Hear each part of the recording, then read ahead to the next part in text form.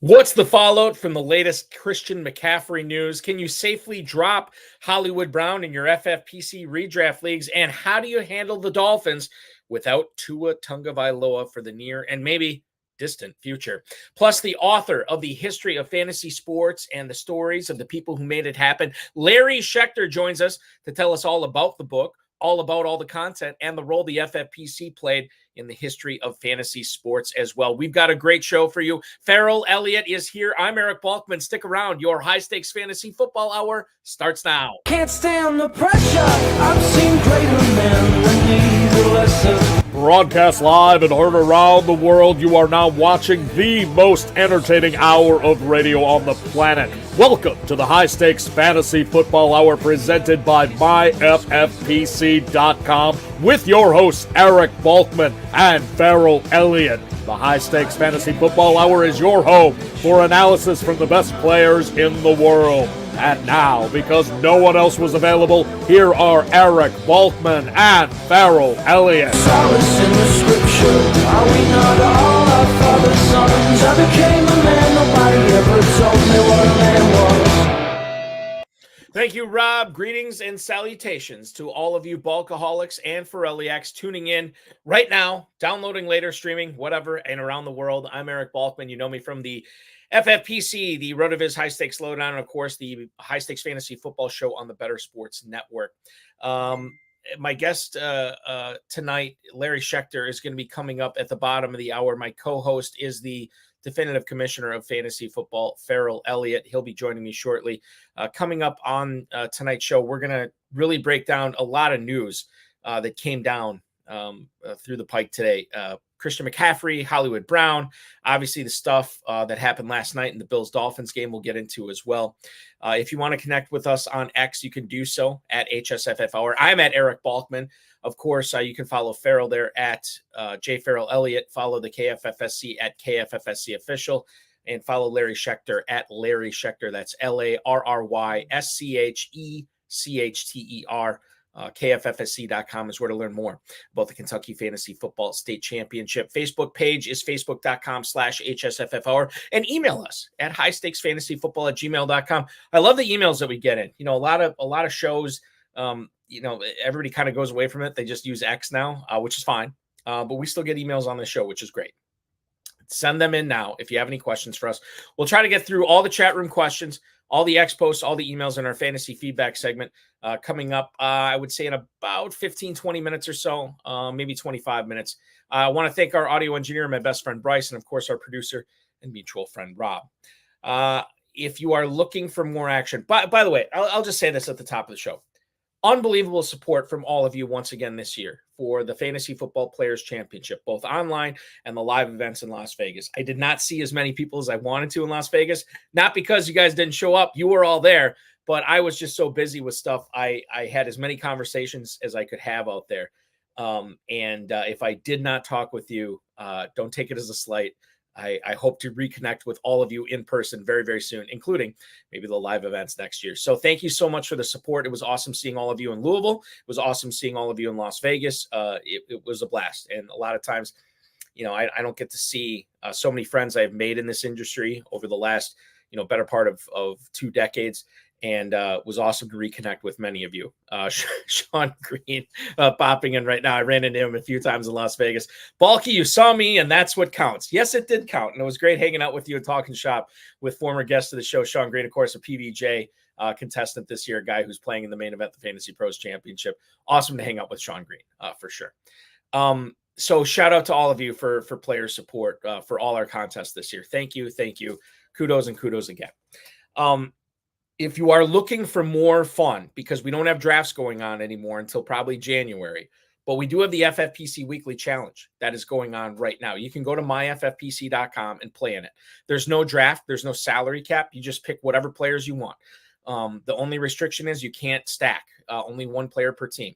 You can play with kickers and defenses or without. $35 or $200 to enter. You can win up to $2,500. Go to myffpc.com, myffpc.com to sign up for the FFPC Weekly Challenge. Remember to like this video, subscribe to the channel, comment on the video, share it with your friends, share it with your enemies, and get notified every time we go live by clicking that notification bell. One of the players that I did get a chance to hang out with, although quite frankly, not enough. You can never hang out with too much with this guy, is my co-host for this show. You follow him on the X, jferrellelliott, jferrellelliott on Instagram. He is the head honcho over at the Kentucky Fantasy Football State Championship, KFFSC.com. Please welcome in Mr. Ferrell Elliott. Ferrell, so good to see you in Vegas and good to see you tonight, my friend. I barely saw you at all, and I want to complain about it, and it's my fault, and I'm already missing you. You have a lot of responsibility on your plate in Las Vegas, and you draft consistently and around the clock in Kentucky. So it's picking the spots. But, everybody loves talking to Balky. That's Sean Green, hell of a nice fellow. I enjoy meeting him. Yeah, he was a guy, and like when I talked with him on Friday morning when I was getting set for the first varsity draft that I was proxying, and Sean came up to me and shook my hand, and we were talking. I said, "Did I ever meet you in person out here before?" He's like, "No, only on the stream." I'm like, "I know I met you on the stream, but I'm just trying to figure out if we ever met in person. We hadn't before." And I talked with him at the party. Our friend Cullen Hoffman, who has been on this show before, who is from my hometown of Appleton, Wisconsin. I met him at the viewing party. And then Ferrell, I was so exhausted flying home from Vegas on Sunday. Cullen was sitting in front of me, the seat in front of me on the plane on Allegiant back home to Appleton. Didn't even realize it until we were back home. You become antisocial as soon as the event is over. It's terrible. It happens. It's terrible. It's one of those things, and I'm not complaining. I would never complain about it, but I do have a lot of work. It is a lot of nights. I wouldn't say sleepless nights, but sleep deprived nights. And you know how this goes with KFFSC. You're in the same boat as me. But we love it. We thrive on it. And I just watching the game, I got to see a little bit of the games on Sunday in Las Vegas before my flight flew out. That was fun. I hung out with my buddy El Grande on Monday night to watch the Jets and Niners. That was fun. And then I watched, after the High Stakes Fantasy Football show ended last night, I got to watch the Dolphins and Bills last night. And it's just, it's so nice to kick back, relax, put your live scoring up, watch the games. I'm sure you're in the same boat. Like, you know what it's like. Everybody's loving it now. And now we're playing the weekly challenge, obviously, with the FFPC, and we're kicking back and hopefully winning some serious money both in the FFPC and the KFFSC this year. No, I think so, Balky. And, the first week has consistently been an outlier. This week, I'm calling it just a plain liar. It is very difficult about expectations. We got to project those expectations across the season, and things will look different. My initial response to what I've seen so far is that this might have been the year for you to pay a little bit closer attention to your running back depth charts. People will say I'm shopping for that, but not really. But so far, we've seen a great deal of that. We've seen players. It appears to be the position where players are in mid-season form, and in a lot of the timing, I think we're seeing teams that aren't quite clicking. I saw a lot of that from Lamar Jackson with his receivers in the game. They were rushed, but they looked uncomfortable, and perhaps if they were on the same page, but not on the same sentence, so to speak. Everything looked close, but not quite really in sync. You bring up the running backs, and I'll bring up your beloved Las Vegas Raiders. Oh, yeah. Because Zamir White, I think, let some people down. 13 carries, 44 yards against the Chargers. He did have 2 catches, but only for 2 yards. Then Alexander Madison, actually, 5 carries, 19 yards, 4 catches, 43 yards, and a touchdown. So that was interesting. I don't know if you can deploy Madison going forward. The reason I bring up the Raiders, Ferrell, is because of this. When I was in Las Vegas, former guest of the show, your friend and mine, John Terry, said, "Look, I was shopping." John Terry said, "I'm shopping in the Planet Hollywood gift shop, and I just see something there that I think would be a great troll mechanism for Ferrell on Friday nights." So I said, "Okay, I'm down." And I was busy. I was going to a draft. I didn't look at what he gave me right away, but I looked at it when I got back to the hotel room, and I'm like, this is fantastic. So tonight I'm going to wear it. I don't know if I'm going to wear it every show, but I will definitely wear it tonight in honor of your Las Vegas Raiders. I have the Las Vegas Raiders chain. Look at that right there. Perfect for you, Balky. Fantastic. I'm going to put it on right now. I'll keep it on for the remainder of the show tonight. But this is courtesy of JT, John Terry, Aunt Jemima's Dynasty, Aunt Jemima in general, whatever, AJ, that we need to say. So shout out to John Terry. I didn't know that, Terry is a man of mystery. I didn't know that he had that kind of good taste. How in the hell how did you get that through TSA? You must have put that in your baggage to get that home. I think if it's the Cowboys or the Giants, the Eagles, the Niners, they don't get through. Well, when it's the Raiders and you're at Harry Reid, they just let you through with whatever. And Zamir White, he's got another tough assignment this weekend. I don't think that Ravens defense is going to give him any free looks. So his season could start out in a bit of delay of what we hoped for. But, it's a long season. We got to stay with it through 14 weeks of league play before we move on to the main event championships. A lot of ups and downs still to come. Well, regarding Zamir White, as long as you bring him up, this is a player that I think a lot of people started as a second running back, or for sure a flex, obviously, in both the KFFSC and the FFPC. When you think about Zamir White going into week 2, Raiders this week are on the road in Baltimore, tough defense. Is it easier for you to sit Zamir White this week than start him, Ferrell? Oh, sure, because I've got a group of ball players, none of which are on bye and all of which have the various matchups. And what we saw at the running back position was backs that went from 7, 8, 9, maybe even into the double-digit rounds that impressed. And so there's plenty of options there, and you want to take – you don't want to be stubborn just because you drafted a guy higher than another guy. That's you won't put the best matchup in. And there are some favorable matchups for players, and I think the Raiders just have an unfavorable matchup, having to go on the road and play Baltimore, who smarts a little bit after their first game and has had a lot of time to get ready for this one. Some late breaking news that came out before the show tonight. A.J. Brown, according to the Philadelphia Eagles, he is limited in today's practice. We don't know what the extent of the hamstring injury is.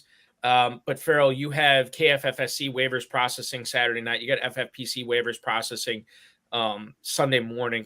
Is Jahan Dotson a guy that you want to add just in case and maybe deploy this week for the Eagles if Brown does miss? That's asking a lot, Balky. I'm not so sure Jahan is in that mix yet. Bear in mind that is a Monday night game too for the Eagles. So this kind of throws a monkey wrench into figuring out, okay, what are we doing with A.J. Brown this week? I think I can find a better spot than Jahan, but I'm not ready to give up on that player yet. I like him, but he's a work in progress in that offense. And I drafted him probably late a little more than I wanted to towards the end. And matter of fact, on some of my teams, he was a early waiver wire casualty.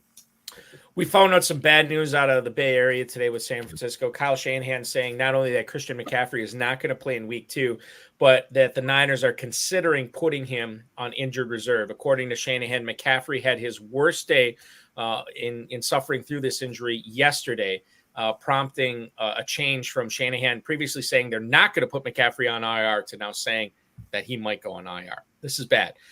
If you're a McCaffrey owner, not much you can do. You keep him on your bench. You don't cut him. And when he's healthy enough to play, you play him. In the meantime, Jordan Mason, has he entered must-start territory, Ferrell, knowing that you can start up to 4 running backs in the FFPC, 3 running backs in the KFFSC?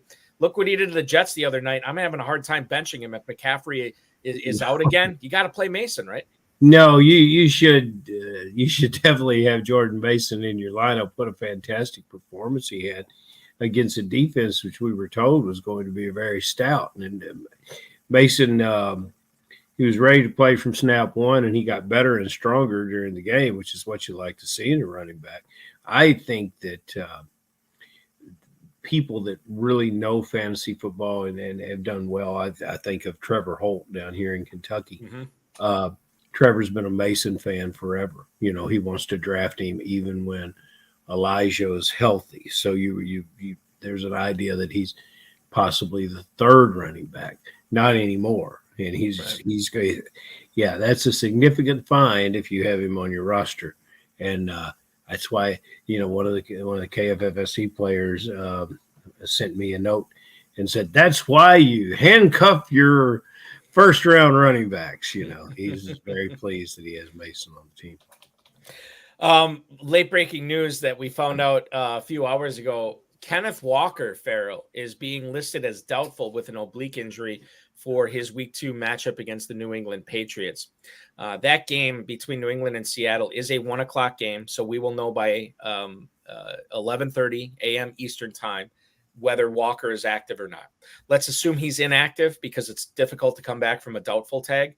Zach Charbonnet, how do you feel about him this week, given that he's going to be the man in that backfield, but not the greatest matchup in the world?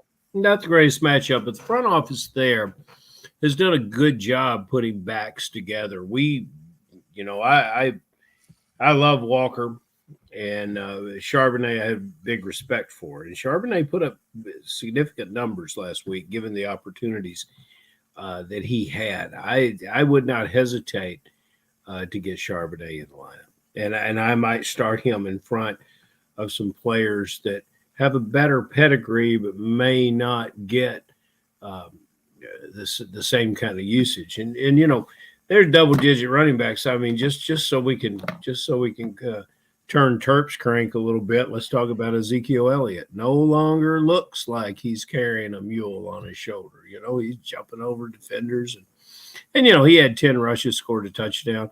That's the kind of, if you're looking at Ezekiel Elliott, what does he do against New Orleans as compared to how much the team in Seattle must lean on Charbonnet? There's so many good choices right now. Now, when the bye week start, it's not going to be this easy. So make the good ones now and don't sweat them. Ezekiel Elliott, 10 carries, 40 yards, and he gets in the end zone this past week against the Cleveland Browns. Also catches 2 balls for 9 yards. He had the most carries among any Dallas running back. He had the best average per carry of any Dallas running back. And as far as the catches go, he had more than Dowdle, and Deuce Vaughn didn't even catch anything. So, yeah, I think that now I've heard that this was a ceiling game for Ezekiel Elliott, and I get it. I don't know if I'm deploying him this week, but I'm definitely not cutting him. I'm definitely keeping him on my roster. I want to see where this goes for sure going forward with Ezekiel Elliott. Ferrell, Jameson Williams got in 3 limited practices this week, and he is questionable with an ankle injury. This game for Detroit and Tampa, I believe, I checked it earlier today. I still think this is true. It is the highest total for any game out there this week. Tampa at Detroit, 1 p.m. If Jameson Williams is active, do you have any qualms about starting him based on this ankle injury? I don't, based on those numbers he put up last week. If they start talking about a snap count, then, yeah, I have some concern. But this team this team is a risk-taking oriented team that trusts their players. And the Detroit coaching staff says, "You ready to go?" The guy says, "Yeah, I'm going to go." Well, prove to me that you can go. So I think he'll get his opportunity. And we waited for that kind of production. We waited for that kind of game from Jameson Williams. Balky, where did Jameson Williams end up in his ADP? That's a good question. We were out at the Planet Hollywood, because he's one player that never really had the bounce. Pollard's another player that never really had a bounce. Both of them played very well in this first week. And it's just a couple more examples of players that I really like. So the last main events that went off the board at the FFPC in Las Vegas, this is including online drafts, the last few days of drafting season, out of more than 4 dozen drafts, Jameson Williams went off at the 903. Wow. Ironically, right in front of Tyjae Spears, who's the backfield mate of Tony Pollard. But Jameson Williams ended up going behind Shakir and Coleman from Buffalo, also Christian Watson. He went ahead of Hollywood Brown and DeAndre Hopkins. More on Hollywood Brown in just a little bit. Speaking of the Packers, Jaden Reed, Josh Jacobs, Marshawn Lloyd, all questionable this week. Jaden Reed is probably most concerning because he was added with a calf/shin injury, limited him in practice today. Wasn't on the injury report on Wednesday or Thursday. He was there Friday. I think everything we take into account here obviously is, and listen, I'm not buying into what Matt LaFleur is selling. It would shock me. I mean, I know there's a non-zero chance of anything. It would shock me if Jordan Love was out there this week. I don't think he will be, but it's a possibility for me if that happens. But I'm going to go with what I think is most likely, and that is Malik Willis starting at quarterback this week. Jacobs and Lloyd and Reed, let's talk about these three guys specifically here. What do you do with them? I'm still starting Jacobs. Marshawn Lloyd, this will be his first game as a pro. I'm not starting him, even though it should be a heavy run game script for Green Bay. And then Jaden Reed, I think I'm still deploying him as a flex, even though I'm a little bit nervous about this injury. It is a 1 o'clock kickoff, so we'll know at 11:30 whether he's active or not. But if he is active, I'm playing him. Your assessment of the Green Bay offense going against the Colts this week? I defer naturally to you on the Green Bay Packer information. I will say that all of you had the great luxury of when you had Rodgers at quarterback, you also had Jordan Love. Now you don't have that. Right. And I was a little bit I thought the signing of this quarterback was a little bit of a head scratcher. I kind of thought that the team could do better. And now you must deploy him. And he's looked far from ready anytime that I've seen him. So that makes me think that the wide receiver that is ailing Reed is a player that I might want to turn away from. And then you start playing in the fact that he is ailing, and you've got a big group of wide receivers, some of which have worked more in second-team reps with this quarterback than Reed has. There's a number of reasons that you can begin to scratch your head and look elsewhere. I think the thing to keep in mind with this offense, it is radically different with Malik Willis at quarterback this week. This is not the Jordan Love offense. Matt LaFleur made a mistake when Aaron Rodgers tested positive for COVID a couple of years ago. He deployed Jordan Love with an Aaron Rodgers game plan, and he realized that was a mistake afterwards. He's not going to do that this time around. The game plan will be tailored to Malik Willis. What does that mean for fantasy? It means that Dontavian Wicks and Romeo Doubs to a certain extent, and definitely Christian Watson, you have to change the way you think about them. I think Dobbs and Wicks are easily sits this week. I think Watson, unless you're desperate at wide receiver, should be a sit. Jaden Reed is the one guy out of the receivers that I think could factor into the ground game. I've been saying this all week. It's cute to say you want to run the ball 35, 40 times to protect the weakness of Malik Willis and try to make sure that the Colts aren't able to exploit that.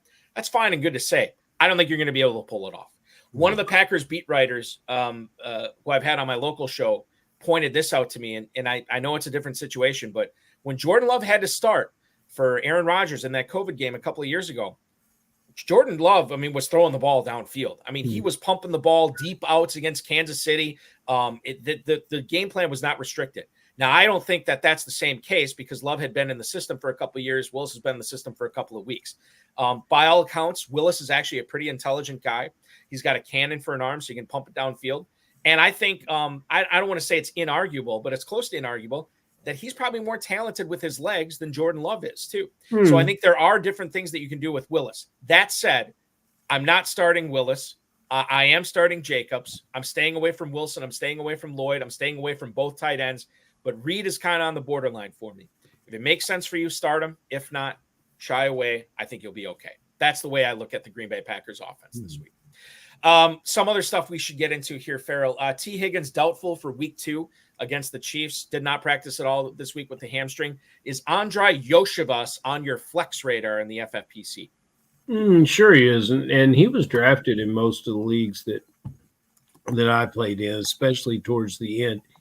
I think he's probably the best talent that you've got in Cincinnati to put up. That's why he's there on the depth chart. This is a team that drafted some college players that were really good college players, and they're on the roster, and they missed apparently with Burton this year. They don't have him ready, or at least he's having a problem shifting into the pro game. So this is their guy. And you look at some of these teams with great depth at the wide receiver position, and Cincinnati doesn't have it. And I think that's a little bit of they've got minimum salary players playing behind these superstars at the position. Perhaps we see some lean into the tight end position here, more backs catching balls. Losing a player like T. Higgins, a long strider who's having hamstring problems, that could be something that we continue to deal with throughout the season. So Cincinnati needs some pass catching skills to step up, and Burrow will find them. So I'm not particularly worried about that team. Of course, when you lose a tool like Higgins, and then you're playing the Kansas City Chiefs, wow, So Yeah. this kid's getting a chance to show it, and with the quarterback talent, the arm talent, and the team's offensive skills, I would be very tempted if I had rostered him, even in the 15th, 16th, 17th round. I'd be very tempted to find a place for him in my lineup this weekend. Yeah, I think Yoshibas is tempting. I think when it comes down to it, it's still more of a desperation thing for me. But the game script matches up for Joe Burrow, Yoshibas, Jamar Chase to have a big game this week. So bear that in mind. The Bears, Ferrell. I was talking with people this week. This is just a gumbo of confusion to borrow a term that you and I have coined. Keenan Allen did not practice any day this week. Rome Odunze, with his sprained MCL, minor sprain of an MCL. Apparently, he's going to test it before the game, and then in game he's going to find out how much pain he can take. But apparently, he's not at risk, or he's at minimal re-injury risk if he plays in this game. That's all fine, but this is a Sunday night game. Yeah. I don't like messing around with stuff like this for Sunday night. DJ Moore is a must start for me. I'm playing him everywhere. I do have Keenan Allen in a healthy amount of places, like I've had for like the last 10 years, it seems like. I'm benching him everywhere. I don't want to mess around with it. And Odunze, I'm kind of staying away from starting him as well. I don't want to mess around with this. Are you taking the conservative approach for these injured Bears receivers as well? Oh, yeah. I've been taking the conservative approach for the Bears receivers even when they were healthy. So I'm definitely going to look the other way now. And their matchup is terribly challenging for them, especially when you look at Week 1's game against Tennessee and realize what the defense did to win it. So I'm with you there, Balky. I'm fading Brad Cruz's and the Cruz family. They're Bears, yeah. We have Larry Schechter, the author, coming up right now. I shouldn't say right now. In about 3 minutes, he's going to come up. He's the author of The History of Fantasy Sports and the stories of the people who made it happen. But before we do that, I want to get into this game last night with the Dolphins and Bills because a lot of stuff happened. Skylar Thompson is going to be the team starter if Tua Tagovailoa misses time, according to Mike McDaniel. Farrell, there's not much that you can do with Tyreek Hill and Jalen Waddle. If you drafted them this year, you're probably still playing them, Skylar Thompson, or not. Like you're going to roll with them. What gets to be more interesting is Jonnu Smith, who had a nice game last night, 6 catches, I think, 50-some yards. Devon Achane, the impending return of Raheem Mostert. How do you handle the Dolphins not named Hill and Waddle going forward, not only in week 3, but beyond, without Tagovailoa in the lineup? No, you're going to play those guys. What you've got in Skylar, and it's interesting that they went forward with Skylar as a backup. He's an unusual prospect when he came out of Kansas. He's a player that he's got good shifting movement in the pocket. He's not fast. He never timed well on the 40. He plays faster in his time speed, but he doesn't play fast. And he's a bit like Tua. Tua is talented with his feet, but Tua never made too many yards rushing. He's never been a running quarterback. The ability of this player does not have a strong arm. So does it look like does it look like that you're going to have what we saw from the Baltimore offense in week 1? I've always said that Zay Flowers would be the next could be the next Tyreek Hill. Well, in this quarterback talent and his arm talent, Tyreek Hill could be the next Zay Flowers. He could be catching balls real close to the line of scrimmage and having to beat you with his feet. And he can do that. You're just going to miss those long downfield scores in my estimation. Now, who knows how long this is going to last? I think there's interesting observations at quarterback to make for this team. Yeah, I'm a big Desmond Ridder fan. He's on the practice squad at Arizona. I think I might go get him. Luis Perez, who was a champion, and the Arlington Renegades, MVP of the UFL, and Luis is not going to beat you with his feet, but he's going to stand in the pocket and deliver a ball with great accuracy. And Skyler lacks downfield accuracy. You can find quarterbacks that have that, and there's a culture here with this team that what happens in our building and what happens in our locker room is no one else's business. So it doesn't surprise me that they look at Skyler and say, this is our guy, we're going forward. So it's a chance for the head coach to prove that he's as good a coach as a lot of people think he is. So it's a fascinating situation. So that's what I think is going on. Am I going to start all those Miami Dolphins that I always wanted to start? Yes. And Jonnu Smith has new life for a player that in the 1.5 per reception, catching the ball close, he's got a good body. He can screen out defenders and he can catch the ball with strong hands and hold on to it. 6-7 catches for him for 40 yards is a possibility, and those are good FFPC numbers. Two guys who tied for the team lead in targets for Miami last night were Jonnu Smith and Devon Achane. To your point with Achane, Mike McDaniel's a smart guy, and if Achane is your best playmaker out of the backfield, he's probably going to be targeted a bunch. He caught 7 passes week 1 with Tua Tagovailoa. This past week, last night, 7 catches between Tagovailoa and Skylar Thompson. So he's a must start. I think we saw it in the chat. Yeah, Corey Walters chiming in too. Start Devon Achane no matter what. We said it last night on the High Stakes Fantasy Football Show. We could not get a good enough argument to say sit Devon Achane tonight. He had a Bafo night, as did James Cook. Ferrell has James Cook with his 3 touchdown performance in the first half of Miami. Has he gained must start status going forward in Buffalo? I think if you had drafted James Cook, you knew you were going to must start him anyway. I don't know too many teams that drafted that player that didn't say this is my starting running back. This is one of my 2. Now, on the flip side for Buffalo, it wasn't all raindrops, rainbows, rainbows, gumdrops. Easy for you to say. Easy for me to say. Yeah. Curtis Samuel, 1 catch for 3 yards. Keon Coleman, a bagel last night. Is this just a case of Buffalo having that big halftime lead and just riding it out? Or is there something to be concerned about with Samuel and Coleman here? I know you were a big Curtis Samuel guy, as kind of I was in the pre-draft season, or in the drafting season, in the preseason. How do you feel about Samuel and Coleman now after this Dolphins game? Oh, I'm still locked in on Samuel. I was always a wait and see with Coleman, although you got to love the athleticism. Now, after 2 games, my projection of Samuel for 75 catches looks like a bit of a stretch, but he's the kind of receiver that could go out and catch 10 balls. And, the team got to on a short week of practice, going down to hot and humid Miami. They got in there, they built a league, they got out of town with a win. And that's exactly what you want to do.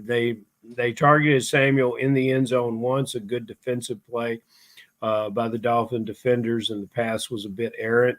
They tried to get Samuel the ball behind the line to get something going for him. The most productive receiver was Shakir last night, but without a score and without a downfield pass. I think Khalil Shakir was about an 11 or 12-point receiver.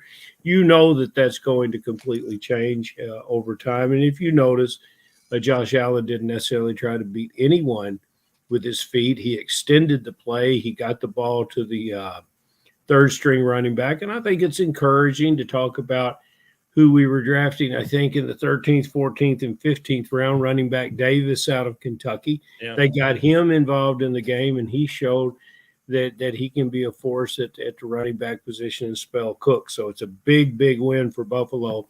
And yes, everyone should hang on to Cooks unless you're in one of the leagues that I'm a participant in, and in the situation with Samuel. If you want to let Samuel go, I would advise it to probably be a good decision if you're in my league. Yeah, but if you're not, you hang on to it. And take that with a grain of salt, because Ferrell wants to pick him up once you cut him. Yeah. Okay. But let's and they call him a late late ad, he was my 11th, 12th round receiver in a number of leagues, and I never imagined that I was going to start him in the first 2 weeks anyway. Bob Hogan checking in too. Allen may be a better real football player this year than a fantasy football player. Can't disagree with that. I mean, I do see the argument for that. We'll see how it goes going forward as we move through the Bills season to see how many rushing opportunities he's actually going to take advantage of, or maybe he's going to stand back in the pocket. We'll see if Ray Davis is truly going to pick up some of these goal line carries going forward as well.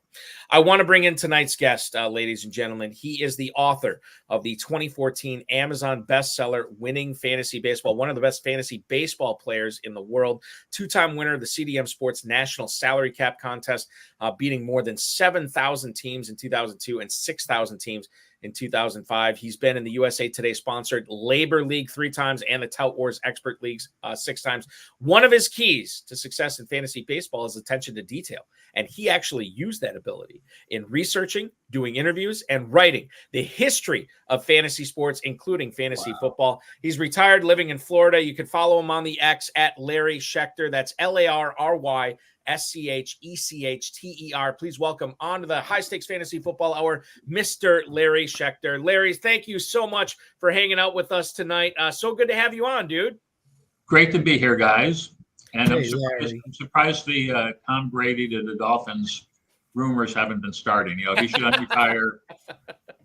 Skylar Thompson is not leading them to the Super Bowl championship.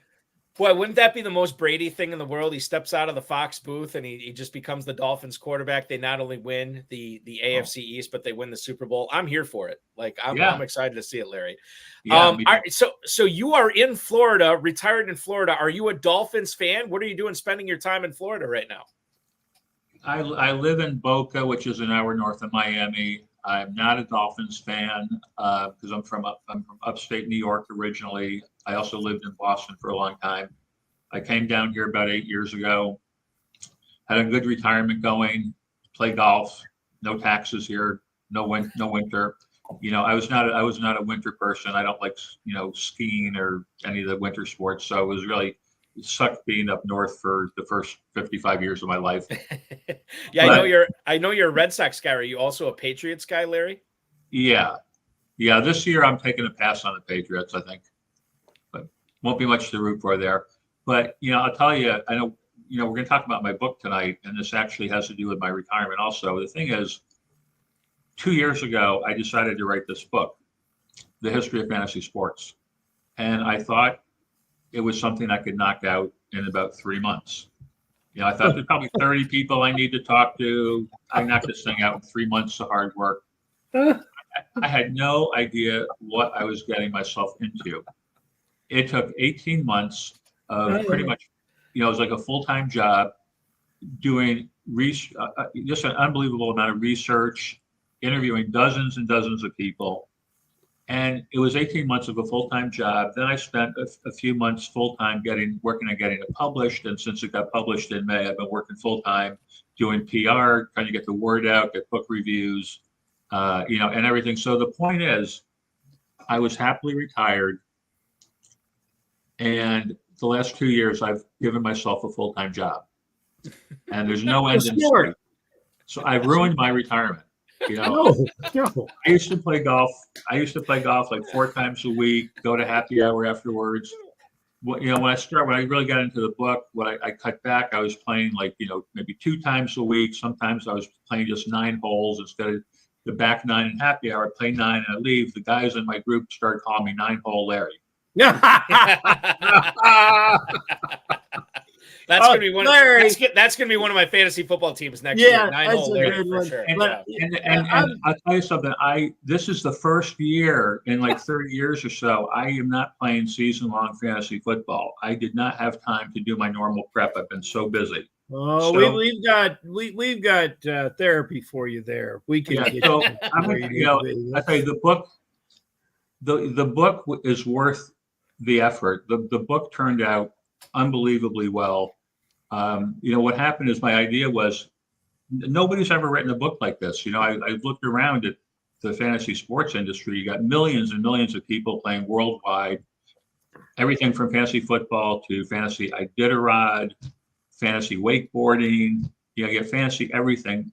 And, people know there's like more than 50 million people in the US playing fantasy sports. What a lot of people don't know is there are 200 million people playing fantasy cricket in India. Yes. And so I thought somebody needs to write a book and explain how did this happen from ideas people had years ago to this huge industry we have now where, here you got people doing podcasts and TV shows like this. And when I started doing it and started doing research, I started to learn some amazing things about the people and what they did. And so I realized very early on, I could write a book, The History of Fantasy Sports, and tell the information, and it would have all the information, who did what when, but it would also come off like a very boring research paper. But as I was learning the stories of people, I thought, man, this is an amazing story, and this other one's an amazing story, and this thing's funny, and this thing's inspirational. So that's where I got the subtitle for the book. The subtitle is "And the Stories of the People Who Made It Happen." Yep. And that's what has made the book fantastic. It's people are saying it's fascinating. The Midwest Book Review said it's fascinating from start to finish. People say it's an easy read. You got guys who've been in the fantasy industry their whole life are saying, they never knew most of this stuff. So I'm very proud of it. It's like one of the best things I've ever done. Larry, I got some quick questions for you. And in this political season, I've got to do some fact checking to some of your comments. So far, you're doing really, really well. However, I've been blessed to know several authors like yourself, and I've never had anything but wonderful times spending time with them. And I've got to tell you, 9 holes, 18 holes, 3 days of golf, you guys can always find happy hour. So I've never met an author that couldn't get to happy hour. And it's good that you didn't play fantasy football in the FFPC, the KFFSC this year, because you would have met guys with more fantastic stories and you would still be writing the damn book. So congratulations for not coming. Now, let me ask, how many different sports did you write about the fantasy aspect of that sport in the book? How many sports did you cover? Well, it's about, like the growth of the industry and the people that started, so people that had ideas for games, and then people would start playing fantasy football, and somebody would say, like Ian Allen of the Fantasy Football Index, when he was in college with Bruce Taylor, they would look and say, well, fantasy football is terrific, but there's no information available. Let's start a magazine. They actually did that it was a college project that turned into the Fantasy Football Index, which is been one of the biggest magazines for 30 years or whatever. Yep. Started as a college project. There were other things that started as college projects. People would say, they would see a need for something. Like when computers started coming about, somebody, one of the first people who learned computers would look at fantasy sports and they say, my commissioner takes 8 hours every week calculating all the statistics and standings. I could do this on a computer. So they would invent something that didn't exist. And so to answer your question, I don't talk specifically very much about it doesn't talk about the rules for fantasy hockey or the rules for fantasy soccer or whatever, but it does talk about people who started companies that did statistics for the football and baseball, wrote magazines, the kind of the whole industry. When you were researching the book, yeah, when you sat down and had interviews, and Balky will talk about you interviewing the founders of the FFPC, but when you sit down and talk to someone, did you come away with, I've got this guy's recommending for me to go talk to these people, and I've got to see these people? How and what were some of your favorite interviews?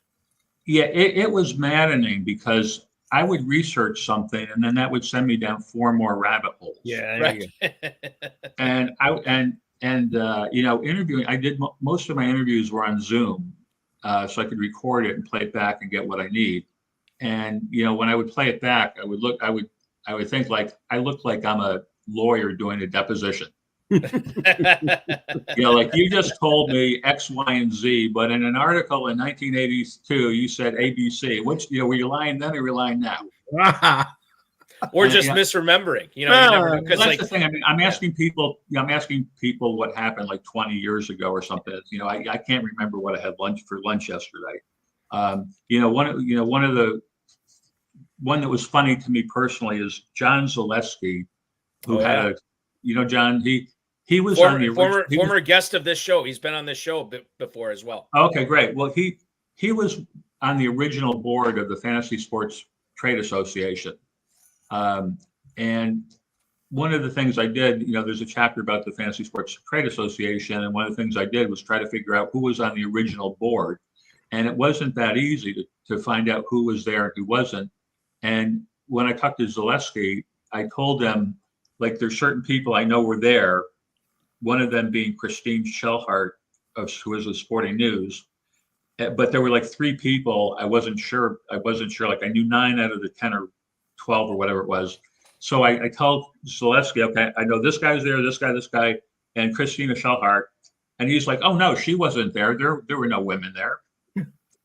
And the thing is, she was there. I mean, that was like triple, quadruple confirmed. She was there. He's like trying to remember 25 years ago. No, there were no women there.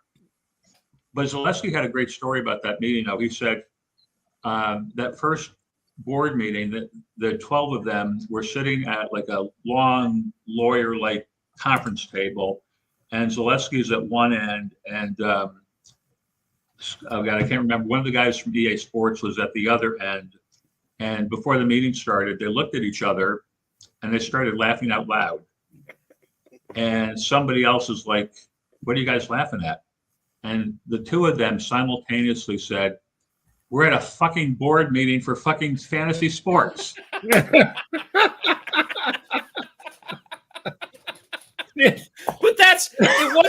that back in the day, Larry, this was not $1 billion industry. No, this is where it started. This is where it started. Exactly. That's the whole thing. What prior to the book, what other published work, what other writing have you done? Well, as Eric said in my introduction, I wrote in 2014, I wrote Winning Fantasy Baseball. This is all my strategy on what you do for fantasy baseball from start to finish. And other than that, this is the only other book I've written. I'm not an author by profession or anything. Was it ever an ambition of yours to write sports or to be engaged in that industry? No, when I was young, when I was like a teenager and in college, I wanted to write the great American novel. Mm-hmm. And I wrote something which actually sucked. It was very, I mean, I can say it was terrible. Never got published. It was not good. It's great though. I mean, I've written and published 2 books, which, and the ironic thing is, since college, I've probably read about 6 books in my entire life.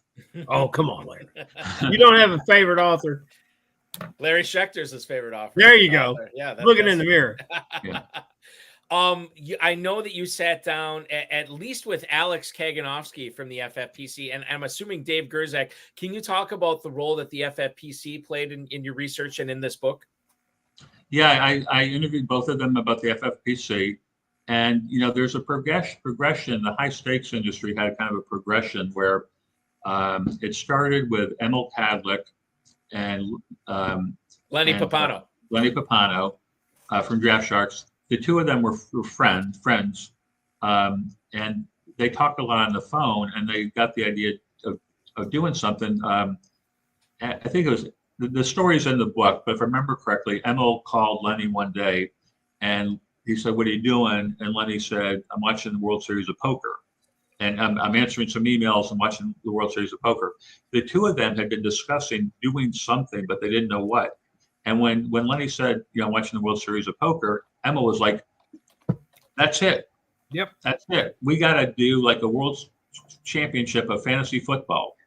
And they started talking about, well, what would we do? It's okay, let's hold it in Vegas. You got to have a large prize. Let's have a big party. Their idea was kind of like, if we were going to have an event like this, what would we want to have? And that's how the WCOFF started.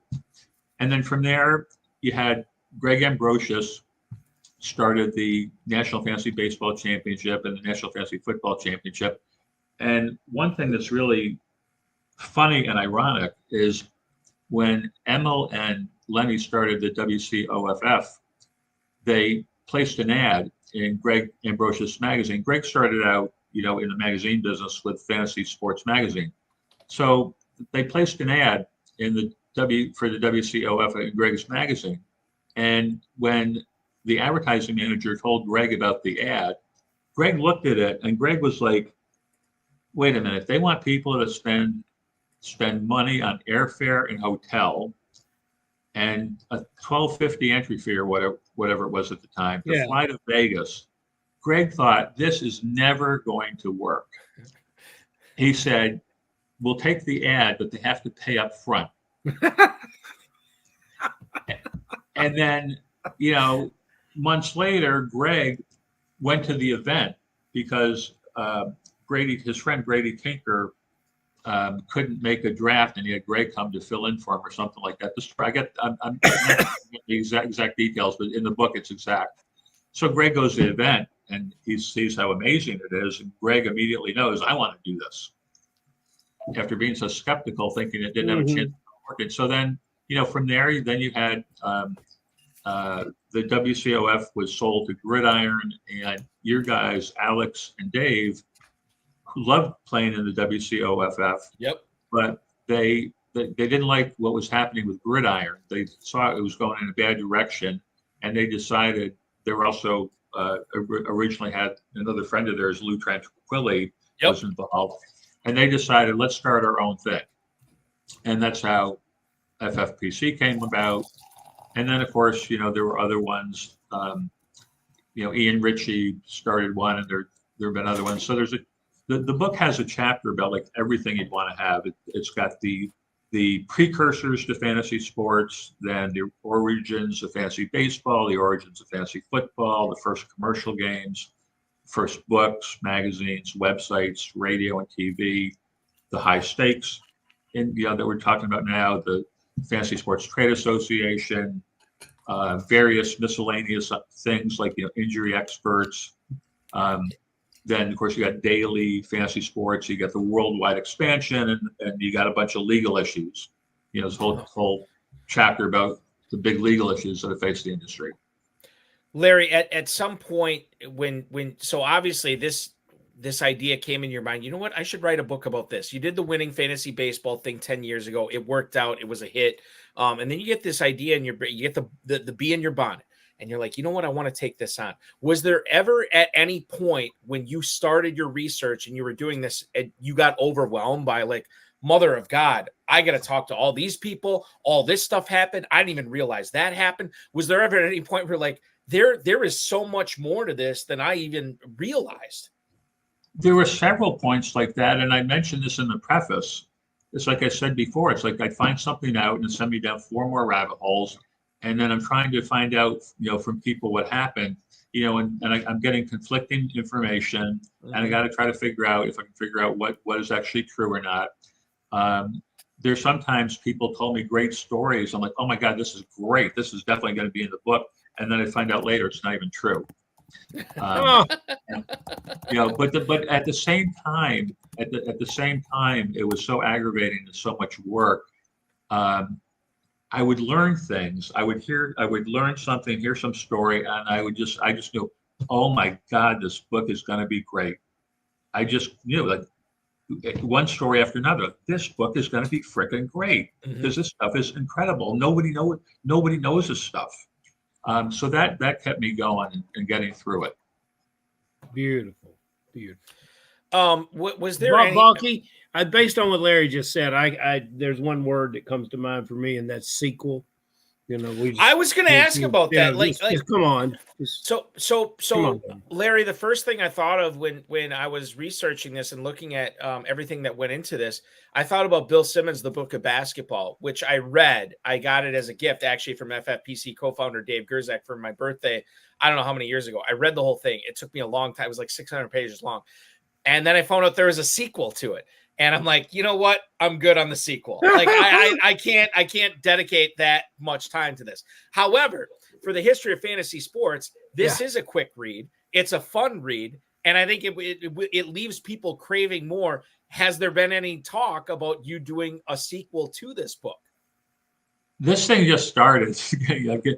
I mean, this has only been out for 4 months, and so no, I don't see there being a sequel. You know, it was like choosing an all-star team, though. You know, it's like there's not room for everything, every deserving. But you know, I don't see there being a sequel. I don't see there's never been a book like this. I don't think there'll ever be a book like this again. Maybe 20 years from now, somebody might want to kind of write some of what happened from today for the next 20 years. But yeah, I mean, the thing is, my motivation for writing it was to make a contribution to the fantasy community, because I knew this was something that was needed, didn't exist. It turned out better than I could have imagined. So I just want everybody, anybody who's listening to this right now, I'm telling you, please buy the book. If you're listening to this, it's because you like fantasy sports. And if you like fantasy sports, you will love the book. I guarantee it.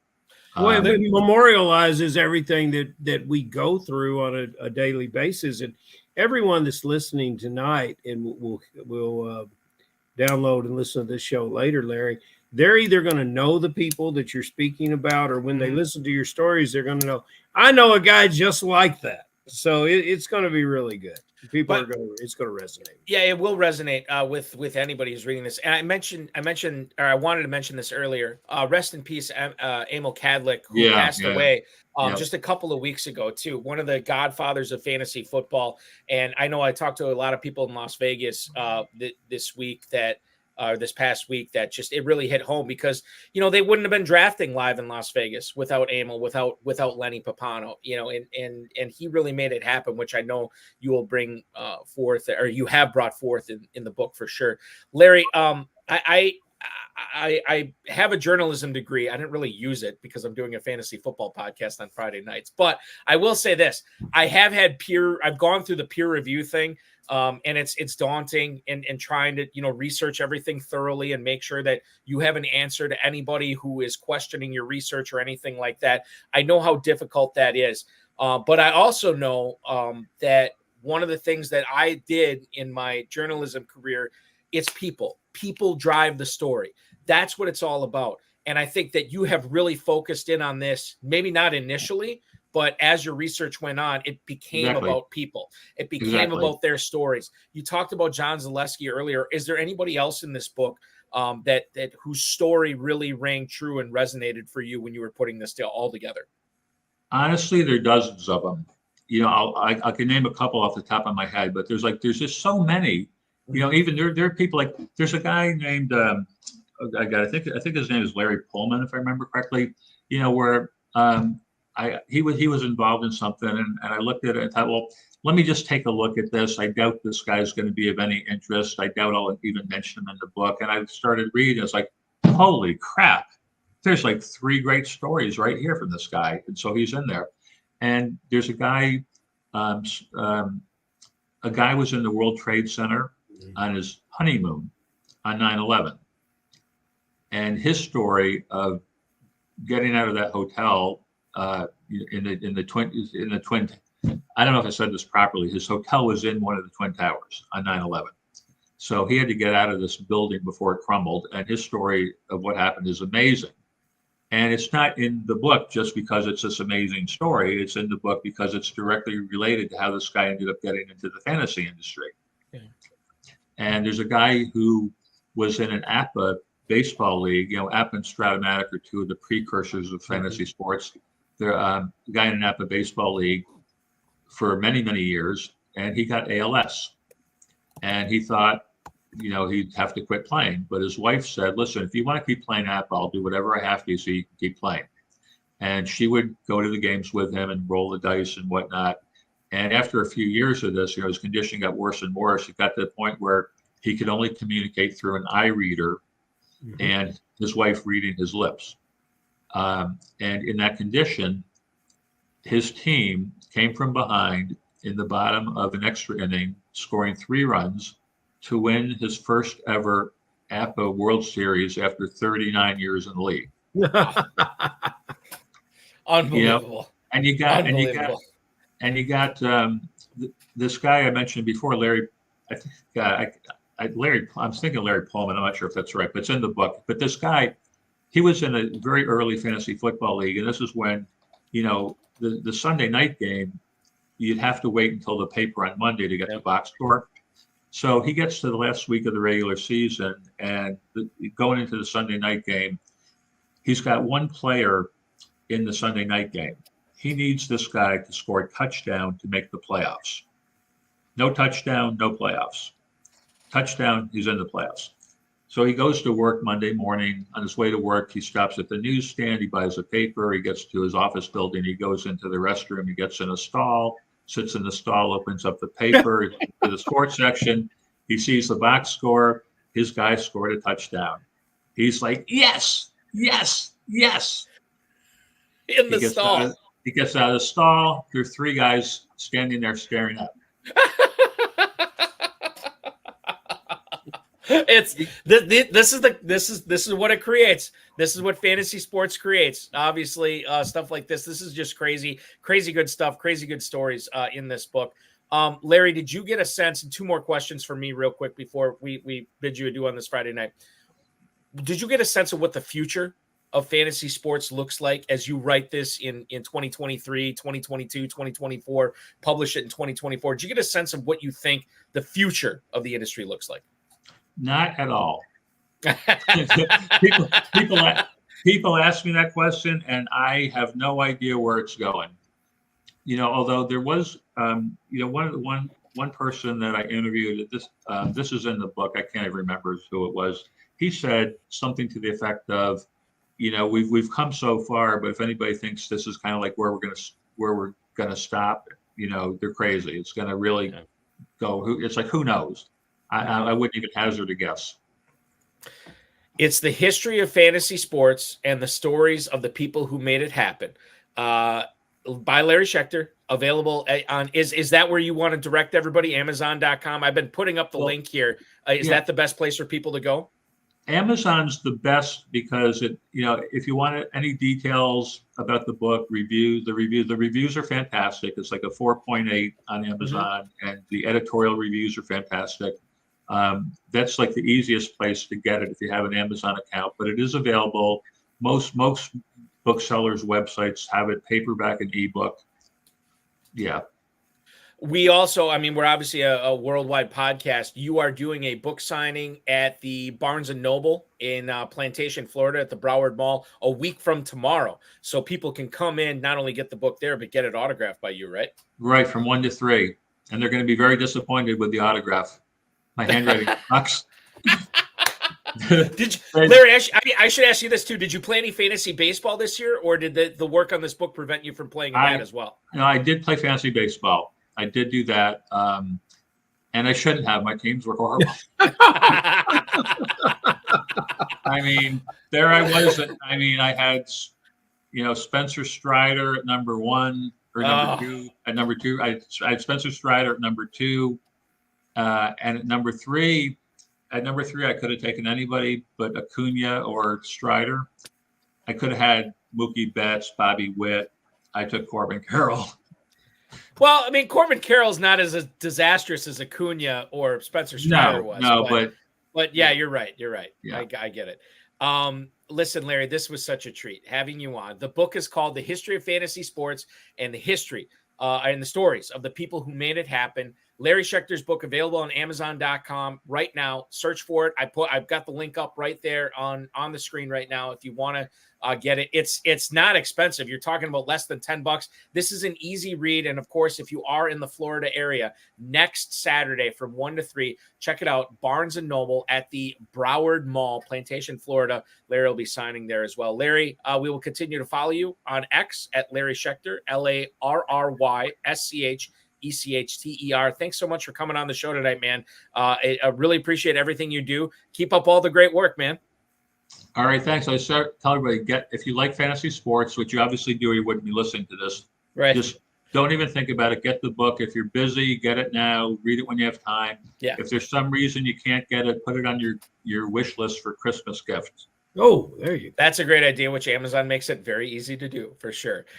Check it out, Amazon.com, the history of fantasy sports and the stories of the people who made it happen. Larry, don't be a stranger. Thanks so much for joining us. Enjoy your weekend, dude. Thanks, you too. That's Larry Schechter, the author of his second book, The History of Fantasy Sports, once again, in the stories of the people who made it happen. Barnes & Noble at the Broward Mall, Plantation, Florida, Saturday from 1 to 3. And, of course, you can pick it up at Amazon.com. $8.99 is what that book is selling at right now. So Wow. definitely. And I think it's one of those things, too. It's like, for anybody who's watching this show, Ferrell, anybody who's playing high-stakes fantasy sports, I think there is an inkling like you want to know where this came from. How did FFPC come about? How did high-stakes fantasy football come about? How did fantasy football come about? How did fantasy sports come about? It's all in this book. And if you want, you can skip the baseball parts. You can skip the baseball parts.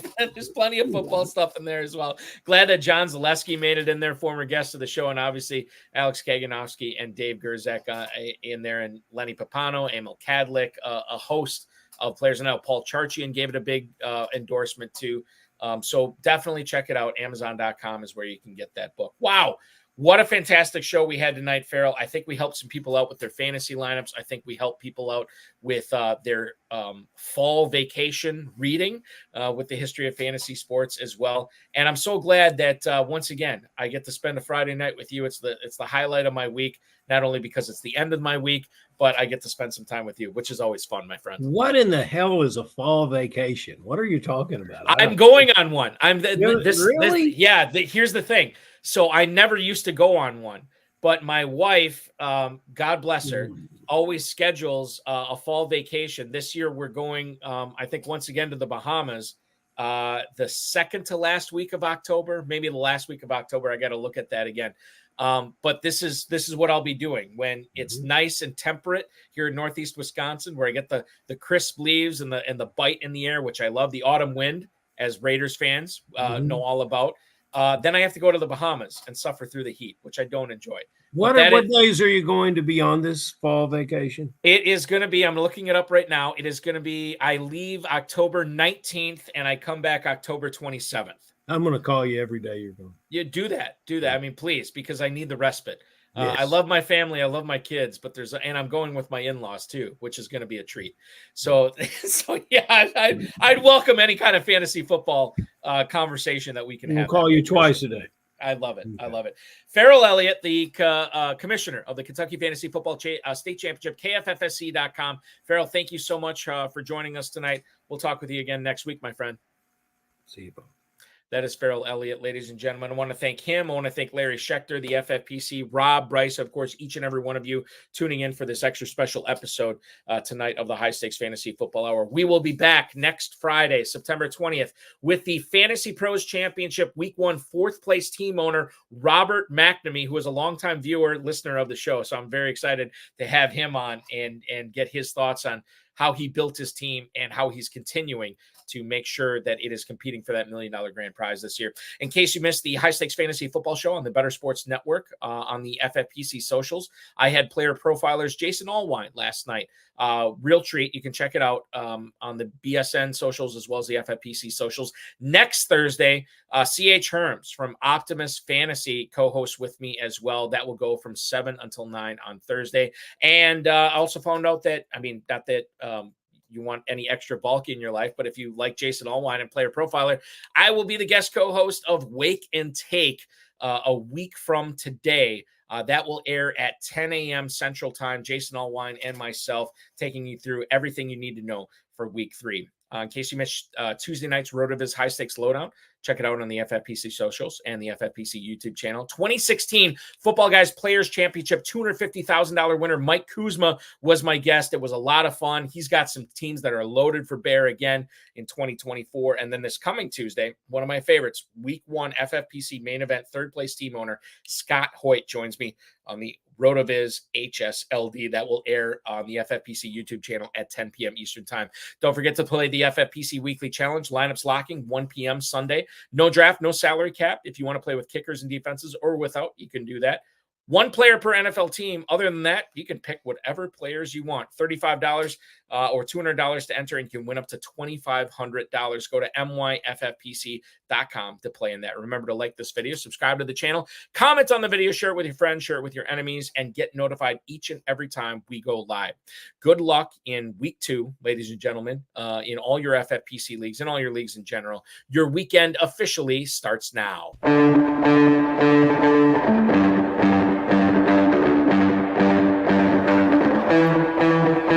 This has been another episode of the High Stakes Fantasy Football Hour presented by myffpc.com. It was broadcast live and was watched around the world. Balky and Ferrell will be back next week with more analysis, more interviews, and more advice from guests much smarter than they are. Thanks for watching, and we'll talk with you again next week. Once again, it is the history of fantasy sports and the stories of the people who made it happen. Available on Amazon right now, $8.99. Definitely worth your time. Check it out, from Larry Schechter. So good to have him on tonight. And I think for anybody who is playing high stakes fantasy football, anybody with a curious mind, anybody who loves to learn will love this book, because without the stuff that happened in this book, I wouldn't be talking with you right now. So check it out. History of Fantasy Sports and the People Who Made It Happen on Amazon.com. That's the best place to pick it up. Thanks so much for watching, everybody. We'll be back next week at 10 p.m. Eastern Time with Robert McNamee. Enjoy your weekend and good luck in week 3.